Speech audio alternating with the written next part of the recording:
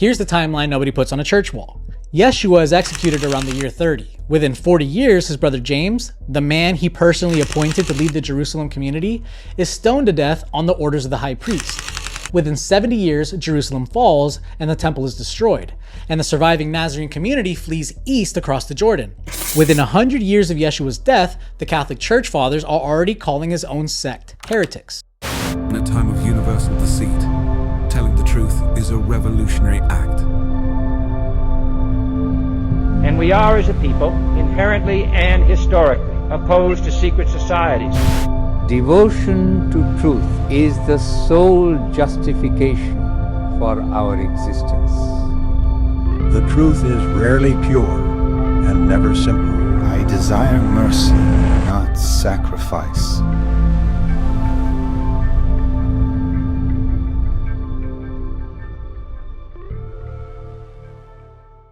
He's the most famous human being who ever lived. 2 billion people follow him, his face is on more art, more film, more stone than anyone in history. And almost none of them know where he actually came from. Not the town, not the people, the sect he was born into, what he actually taught, or the name his own mother called him because it wasn't Jesus. And here's the part that should stop you. Within 100 years of his death, the religion that took his name declared his own family, his own followers, his own people, heretics, hunted them, outlawed their books, wrote them out of the story.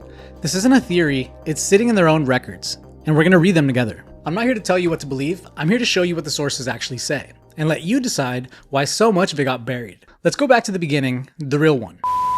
So I gave my sermon an urban kick. My rhymes are fly, my beats are sick. My crew is big and it keeps getting bigger. That's cause Jesus Christ is my Start with his name, because the name is the first thing they changed. He was not called Jesus, not in his life, not by anyone who ever met him. Jesus is what you get when you take a Hebrew name, run it through Greek, then run it through Latin, then through 500 years of English. His name was Yeshua. It means salvation. God delivers a common name, a Hebrew name. There were other men walking around with that same name in his region. And Christ, that isn't a last name. He wasn't from the Christ family. Christos is just the Greek word for one thing, Messiah, the anointed one. So before we go a single step further, sit with what's already been lost in translation. A Hebrew man named Yeshua, who spoke Aramaic, who kept the law of Moses, who never once heard the word Jesus in his life, handed down to us as a Greco-Roman figure called Jesus Christ.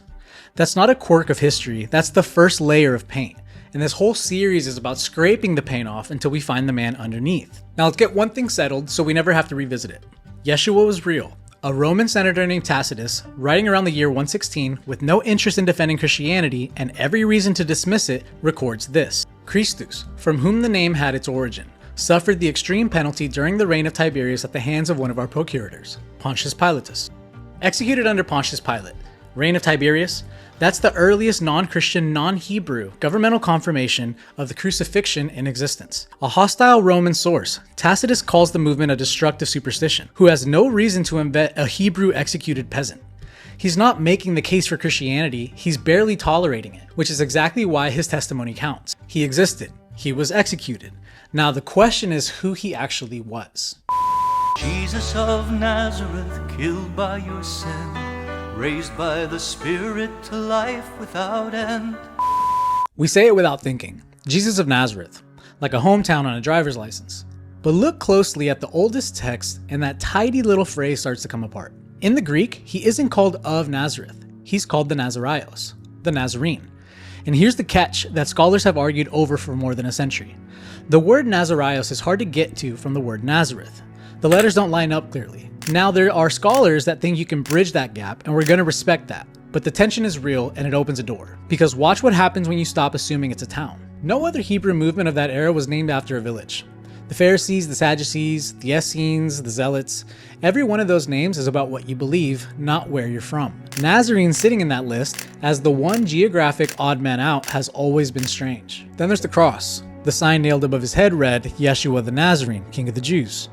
Roman execution signs named the charge, the crime, the threat, not the hometown. The Nazarene up there reads less like an address and more like an accusation. And here's the thread that makes the hair stand up. Open the prophet Isaiah, chapter 11, verse 1. A shoot shall come up from the stump of Jesse. A branch shall grow from his roots. The Hebrew word for branch? Netzer, N-T-Z-R. The same root that gives you Natsar, Nazarene. Read it that way and Yeshua the Nazarene stops meaning a guy from a small town. It starts meaning Yeshua the branch, a messianic title pulled straight out of Hebrew prophecy. Jerome, the church father who personally translated the Hebrew scriptures into Latin, said it plainly. The Hebrew Old Testament carried a prophecy that the Messiah would be called a Nazarene. And the root meaning of that word was the branch. Even the Gospel of Matthew seems to know this. Matthew says he'll be called a Nazarene and claims it fulfills the prophets. But there is no verse anywhere in the Hebrew Bible about a town called Nazareth. The only thing it can be reaching for is the branch. Now here's where the spelling becomes its own argument. And I want to walk you through this slowly because it's one of those details that looks small until it isn't. The Hebrew name for the town we call Nazareth is written in the letter Sadi. In Aramaic, it's Nazareth. Standard rule of Greek transliteration. A Sadi becomes a sigma, an S sound, not a Z. You can verify this yourself. The names Isaac, Melchizedek, Perez, Sabaoth all carry a Sadi in the Hebrew, all become a sigma in the Greek, every single time. So the correct Greek spelling for a town called Nazareth should look something like Nazareth or Nasara with an S. But that is not what the ancient writers use. The earliest Greek form of the name, in Matthew and Luke and the earliest manuscript tradition, is Nazara with a zeta, a Z. And here's the thing about the Greek letter zeta. It normally renders the Hebrew letter zayin, which is the very same family of consonants as Nazar, Netzer, the branch. This is not a minor copyist error that got corrected. Nazara is attested as the earliest form of the name. In Matthew 4:13, Luke 4:16, and the Q source that many scholars believe predates the canonical Gospels. Julius Africanus around the year 221 uses it. Origen in the early 3rd century uses it. Eusebius uses it in his geographical dictionary, the Onomasticon. The form Nazareth with the extra syllable and the TH comes later. Now mainstream scholars have a defense for this. They point to a peculiarity of Galilean Aramaic dialect where a Sadi between two voiced consonants could sometimes shift towards a Zayin sound. It's possible, I'll give them that. But hold the two things together. Every Greek writer who handles the name earliest spells it with the letter that points to the branch root, not the letter that points to the town. And the only prophecy Matthew can find to explain the shall be called a Nazarene isn't about a town at all, it's about a branch. Jerome, the man who read Isaiah in the original Hebrew, made the connection explicit. It is, he wrote, the Netzer root, the branch. That is what the name means. Now you decide what that means for the town. And here's the part that turns a clever argument into a pattern, because Nazarene wasn't even the first name these people went by. Before the word Christian existed, the earliest followers had older names, and we know this from one of the church's own bishops. Epiphanius of Salamis, writing around the year 375 in his sprawling catalog of so-called heresies, the Panarion. He states it flatly. Before the disciples were ever called Christians, they were called Jesseans. And why Jesseans? Epiphanius answers that himself. After Jesse, the father of King David. Now line the names up. Jesse, the root. Netzer, the branch that grows from the root of Jesse, straight out of Isaiah. Jessean, Nazarene, two of the oldest names for Yeshua's followers. And both of them point to the exact same prophecy, the promised heir from the line of Jesse and David. Neither one of them points to a town. And the name we all use, Christian, by the Bible's own admission, the believers didn't pick it. It got pinned on them later, in Antioch. The book of Acts says so in plain words. The disciples were first called Christians in Antioch. There's even a third name riding alongside these, the Ebionites, the Ebionim, Hebrew for the poor ones, a movement that named itself for Jesse, the branch, and for chosen poverty.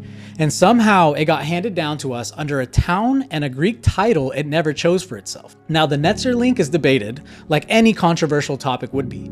Honest scholars land on both sides of it. And it's important to note that we don't look to the church fathers for authority, but rather to verify the existence of the earliest Christian sects. But step back from the noise, and the shape is almost impossible to miss. Because the oldest names worn by Yeshua's people were prophecy names. Jesse, the branch, not place names. And that forces the next question. If Nazarene, like Jessean, was never really about a town to begin with, then we better go check whether the town was even there.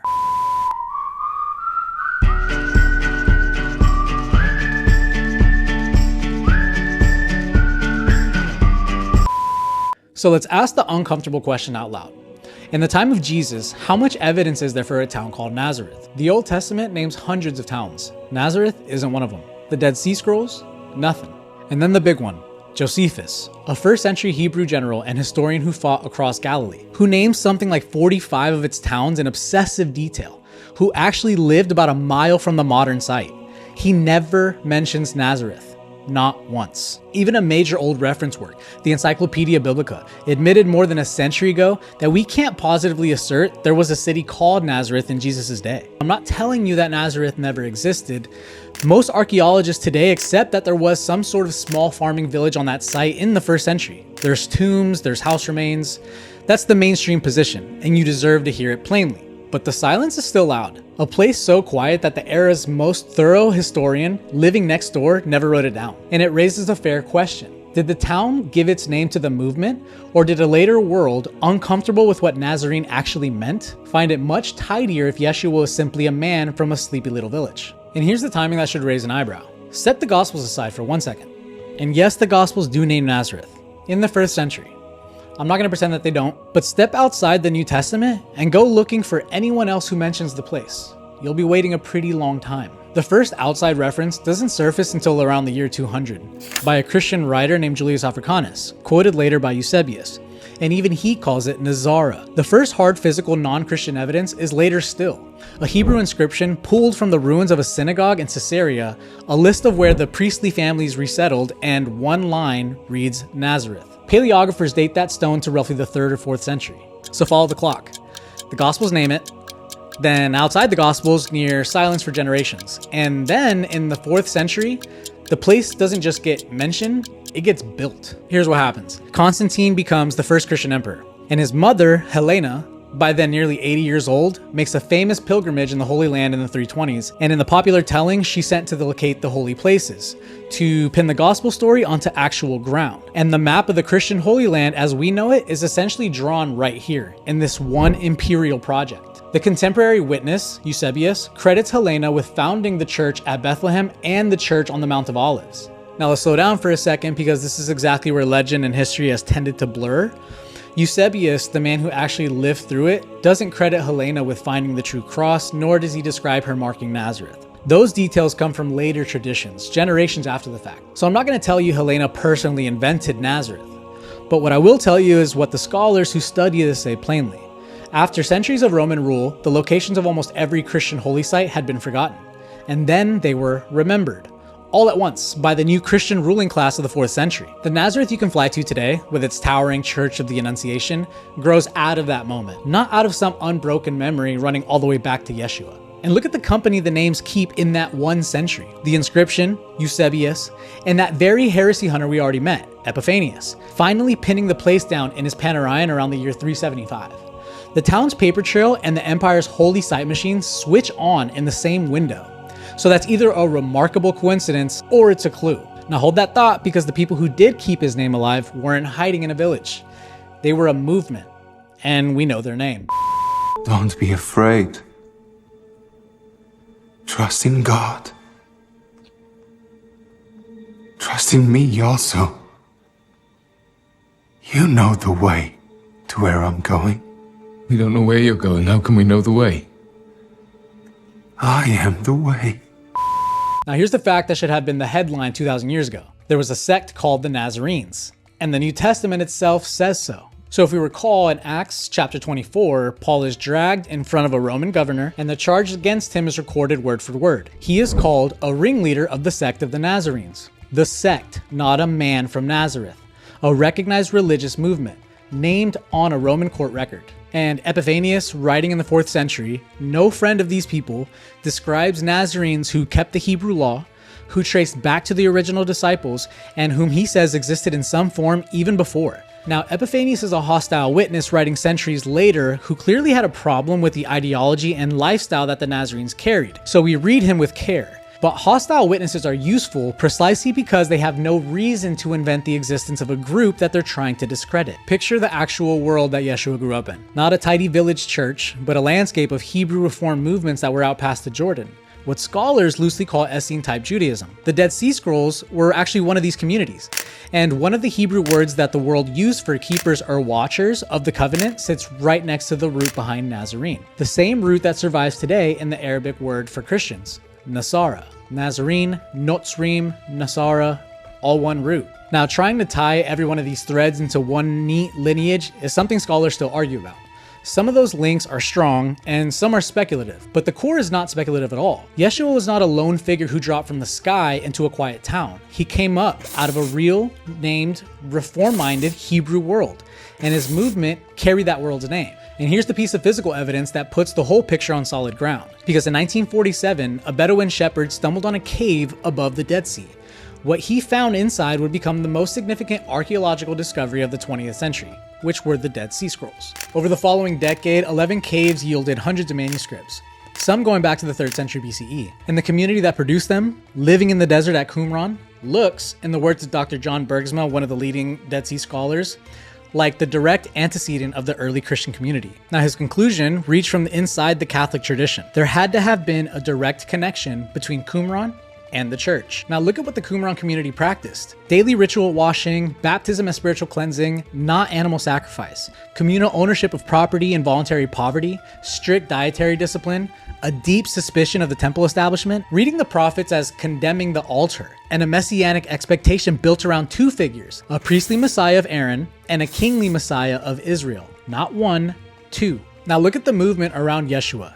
James Tabor, in his academic paper on the two messiahs, drawing directly from the Qumran text, argues that John the Baptist, son of a priest, operating in the Jordan wilderness, fits the priestly messiah pattern, and Yeshua, from the line of David, fits the kingly one. Two figures, two streams of authority, exactly what the Scrolls community was waiting for. And in Tabor's own words, studying Scroll Fragment 4Q521, the scholars debating the identity of the Qumran community put forward a list of possibilities. Essenes, Sadducees, Zealots, Pharisees, and then two names that should stop you, Nazarenes and Ebionites. The Dead Sea Scroll scholars themselves placed Yeshua's own people on that list. Physical evidence, excavated from a desert cliff, confirming that the world Yeshua came from was real, was organized, and was ancient, and was nothing like the Sunday school version, which sets up the question for the rest of this video. If this was his world, what did these people actually believe? And what did he actually teach? And why did it get him killed? If Yeshua the Nazarene is the person you follow, then the truth of who he was and where he came from and what he taught should be of paramount importance. I pray you pull back your cavalry and leave this matter to me. I pray you retire unharmed to Damascus. Reynald of Chatillon will be punished. I swear it. Withdraw, we will all die here. Now before we get there, I want to give you one more witness, and this one comes from a direction nobody expects. The Quran. Written in the 7th century, 600 years after Yeshua. The founding text of the world's second largest religion, a tradition with no theological interest in validating Christian origins, no reason to preserve the reputations of heretical Hebrew sects, and no stake in this argument whatsoever. And yet the Quran never calls the followers of Jesus Masihiyun. That would be the Arabic equivalent of Christians, from Masih, the Messiah. The Quran uses it for Jesus himself, but never applies it to his followers. Instead, the Quran calls them Nasara, 14 times across the text. That's the word the Quran reaches for, every single time it wants to name the people who follow Jesus. And Nasara, from the Arabic root NSR, is the same root as Nazarene, Nasrani in the singular, Nasara in the plural. The modern Arabic word for Christian today is still Nazrani. In India, among ancient Christian Syrian communities who trace their roots back to the 1st century, they still call themselves Nazrani. In Hebrew, the standard word for Christian, the one that appears in the Talmud, is Notzrim.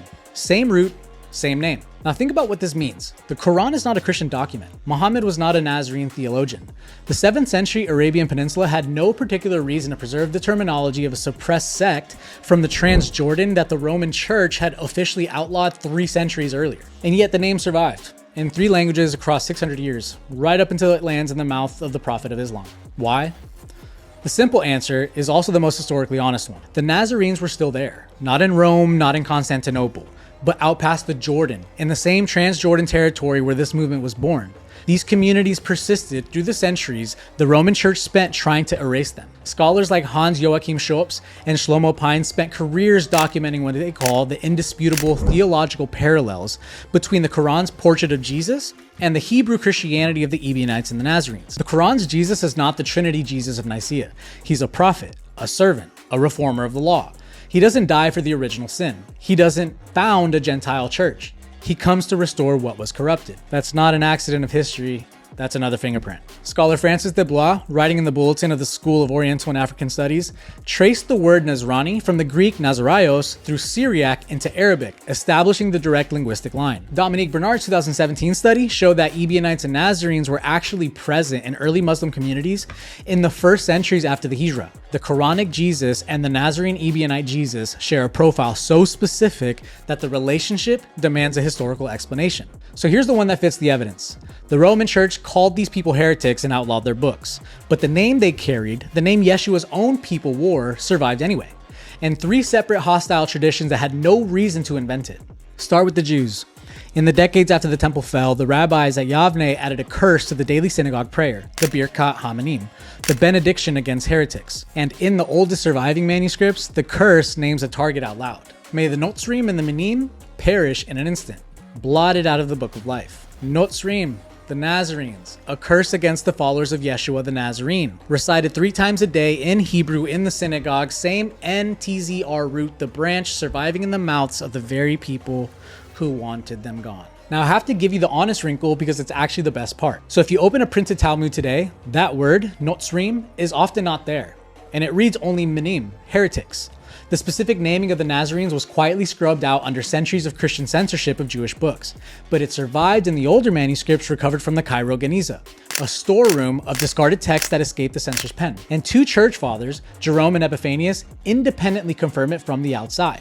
They both report that the Jews of their day cursed the Nazarenes by name, 3 times daily in the synagogue. So even the erasure got erased, and the older evidence outlived the cover-up. That's the whole pattern of the story in a single word. And for 3,000 years, we, the Magi, the descendants of Pharaoh's sacred bodyguards, kept watch. Now, I want to follow that thread one step further than most people dare to, because if the Nazarene movement survived out past the Jordan, if it was still breathing in the 7th century, then we should be able to find its fingerprints, not just on the name the Quran uses, but on the world that the Quran was born into, and we can. Before Muhammad, Arabian tradition remembers a small number of men who had already walked away from the idols of Mecca. They wouldn't call themselves Jews. They wouldn't call themselves Christians. They worshipped one God and one God only. Arabic remembers them by a single word, the Hanifs. And here's where it gets familiar, because Hanif is not originally an Arabic complement. Now, if you trace the word back into Syriac, the language of the Christian world right next door, and the root, Hanpa, means something blunt, pagan, heathen. The Syriac-speaking church used it as a slur for outsiders who wouldn't accept their creed. So stop and feel that for a second. We have now watched this exact thing happen twice. The Roman church branded Yeshua's Hebrew followers heretics, and the name stuck, and then they wore it. The Syriac church branded these Arabian monotheists pagans, and the name stuck, and they wore it too. 2 reform movements.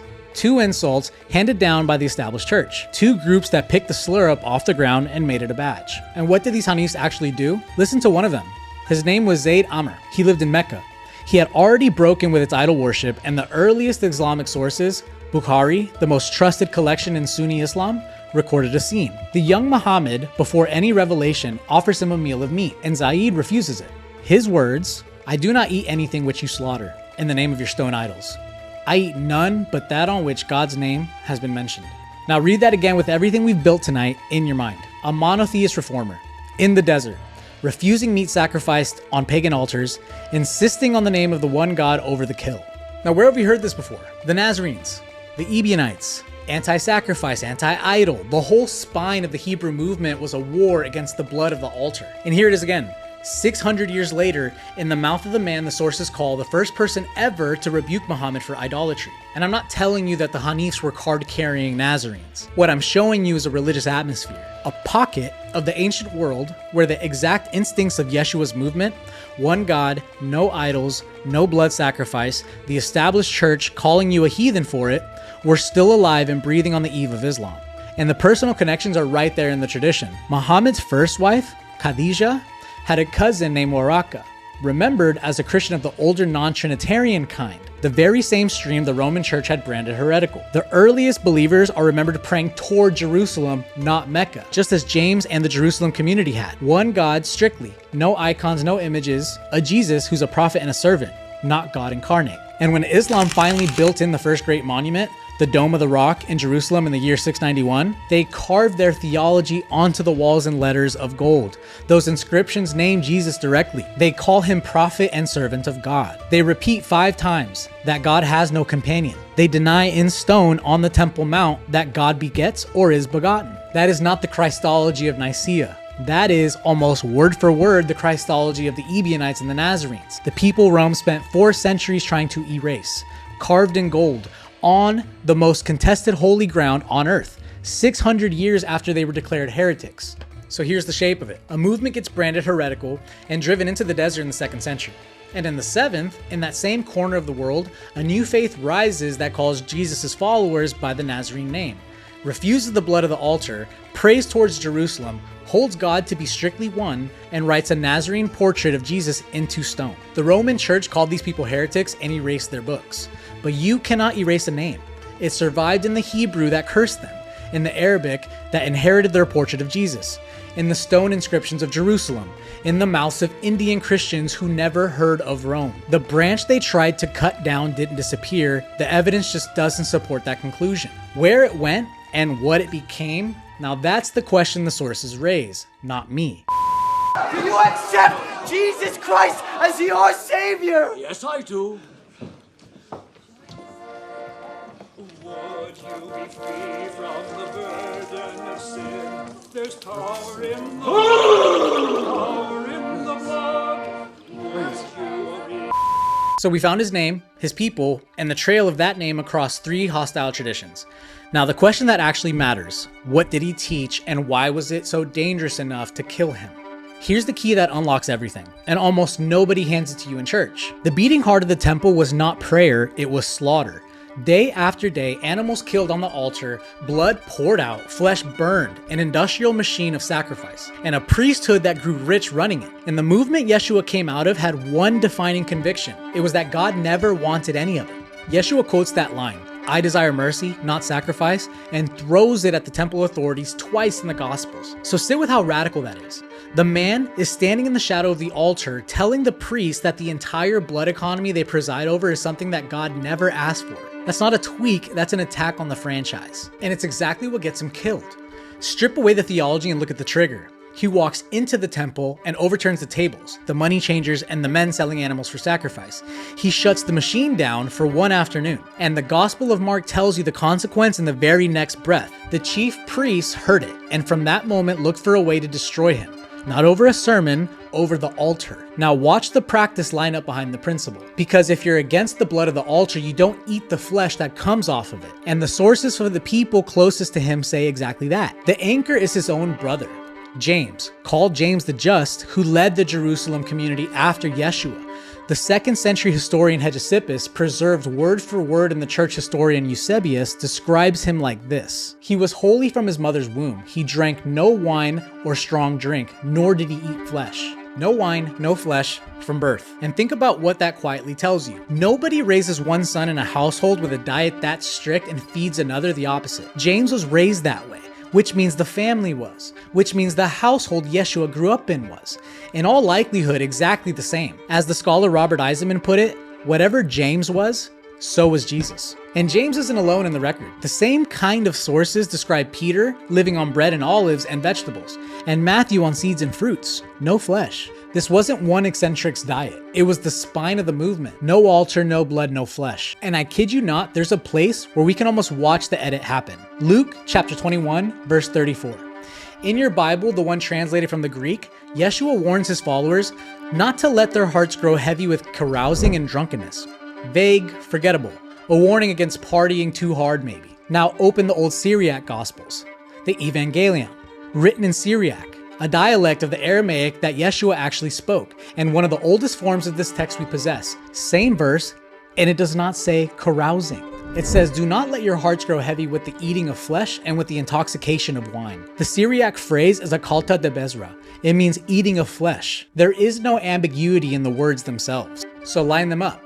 One tradition has Yeshua naming flesh, the other swapped in a fuzzy word for partying. Two readings of one verse, and the version closer to his language is the one that names the meat. There's a frame that makes sense of all of it. Many scholars read James, with his lifelong abstinence and his linen priestly garments, as living under a Nazarite vow. the ancient Hebrew consecration of no wine and no razor. And here's a witness from the other side entirely, the earliest non-Christian account of Christian worship we possess. Around the year 112, the Roman governor Pliny the Younger writes to the emperor Trajan about these strange believers he's interrogating. He describes their loyalty test. The suspects had to make offering, incense and wine, to the emperor's image. Real Christians, he says, could not be made to do it. The word he uses is supplicare, to make ritual offering. This was about the altar. And then Pliny lets something slip that he doesn't even understand the weight of. He reports almost in passing that the temples had stood nearly abandoned and that sacrificial animals had found almost no buyers until his crackdown finally revived the trade. So read that again.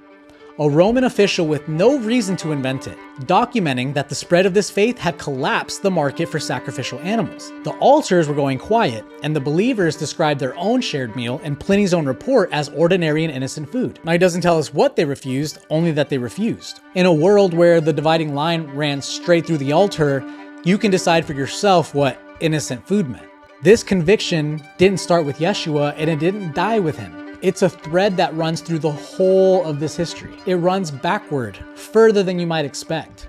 Not just to the Maccabees, all the way back into the Hebrew prophets themselves. Amos, 800 years before Yeshua, he puts these words in God's mouth. I despise your feasts. Did you bring me sacrifices and offerings during the 40 years in the wilderness?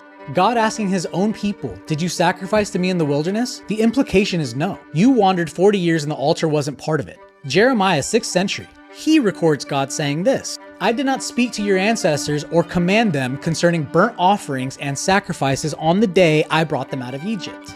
No command for sacrifice, not at the founding moment. And Isaiah goes further. What to me is the multitude of your sacrifices? I have had enough of burnt offerings. I do not delight in the blood of bulls. And Micah, stripping it down to the bone. He has told you, O mortal, what is good. Do justice, love kindness, walk humbly. No altar in the list. This is not a fringe idea Yeshua invented.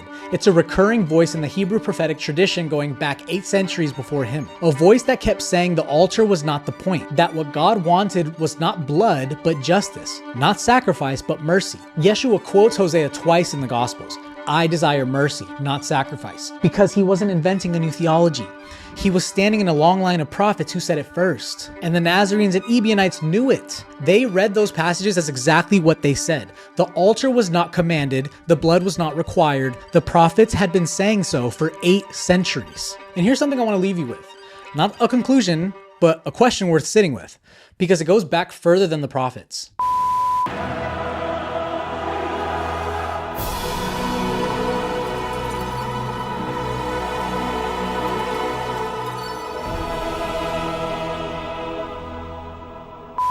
Before his name was Abraham, it was Abram, and before Abram belonged to the God of Israel, he came from somewhere. Genesis 11 tells us plainly. He was born in Ur of the Chaldees, a Sumerian city in southern Mesopotamia, in the heart of what we now know Iraq. By 3000 BCE, animal sacrifice was universal across the ancient Near East. The royal death pits at Ur itself show that the tradition extended in its most extreme form all the way to human life. This is the world that formed Abram. Before the covenant, before the new name, before the God who would call him out of that world and into something different. Now hold that in mind, and let's read Genesis 22. God commands Abraham to sacrifice his son. Abraham obeys, he binds Isaac, raises the knife, and at the last minute, an angel stops him. The test is over. God has seen what he needed to see. Do not lay a hand on the boy, now I know that you fear God. Then Abraham looks up, sees the ram caught in a thicket, and offers it. Where in that sequence did God command the ram? He didn't. The command for Isaac was withdrawn. There is no second command for the ram. What you have is a man, shaped from birth by a world where you don't leave the presence of the divine empty-handed, where the instinct to offer an animal runs so deep it doesn't require instruction, seeing an animal in a thicket and reaching for it, automatically, the way anyone from Ur would. Scholars who read the source layers of Genesis have noted that the angel who stops Abraham in verses 11 and 12 may itself be a later addition to an earlier text. And in that reading, Abraham stops himself, sees the ram, and sacrifices it without divine prompting either way. So what does that mean? I'm not going to tell you, but put it next to Amos, put it next to Jeremiah, put it next to Yeshua overturning the tables, and ask yourself whether the tradition that said God never actually asked for this had been reading the oldest story in the Torah all along, and seeing something in it that the temple establishment didn't want to see. A man from Ur, carrying the habits of a sacrificial world, meeting a God who stopped the knife, and never asked for the ram. Something to consider. Should've known we'd bring trouble. Trouble gonna find you here. Trouble.